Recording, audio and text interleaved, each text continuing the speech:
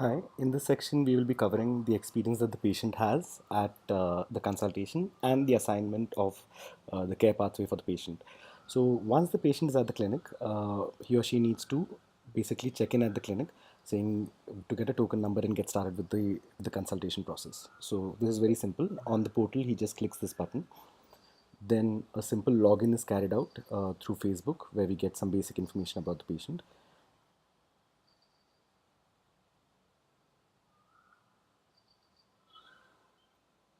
Now, once the login is completed, there are some details around phone number, email ID that are confirmed from the patient. And this is what the screen looks like. So the patient is Neha Gupta. Here are the details of the patient.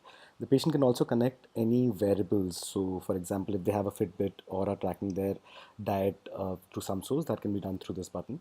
Over and above that, the patient can also connect to your clinic's page through Facebook Messenger as such. So this is the first consultation. I'm just going to mark that here, and the symptom is that it is the first consultation. The patient is suffering with a thyroid disorder for the past 1 to 2 years. Now, once it's done, the patient clicks on save, and then as a next step, a token number, the initial medical history is collected for the patient. So, in this case, the patient is suffering with a missed period, which has happened since past 1 month, and the patient has heard about the clinic online. Now, this medical history form can be customized and depends on the condition that is selected by the patient at the beginning. So once that is done, the patient clicks on submit, and this is the token number screen that is generated for the patient. So the patient's token number is 7, and currently the doctor is seeing token number 6.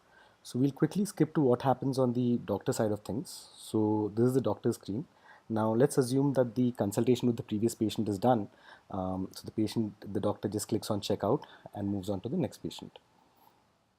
Now when that happens, the patient is now directed to say that they can proceed into the consultation room.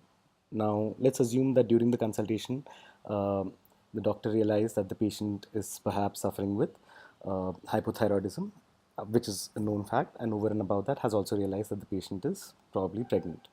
Um, so, once the pregnancy is confirmed, the doctor initiates a pregnancy care pathway for the patient. So, for example, here the doctor will select hypothyroidism in pregnancy 2, which is a modification of the hypothyroidism pathway, and says assign pathway.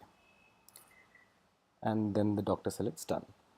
Now back to the patient screen. After the consultation is done, the patient provides a feedback for the consultation.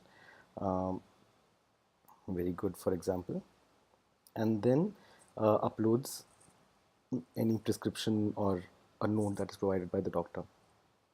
So in this case, I'm going to upload a dummy image, and let's say that this is a simple prescription.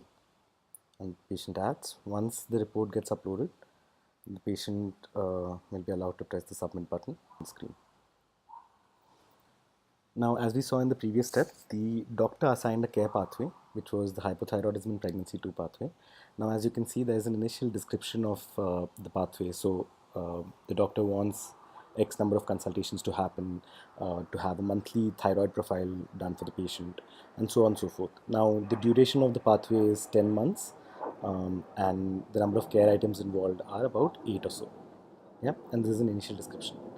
Now, below the patient can see the entire details of the pathway, so he can see what happens on 6th July, what is he expected to do. So there's a physical consultation with an endocrinologist then.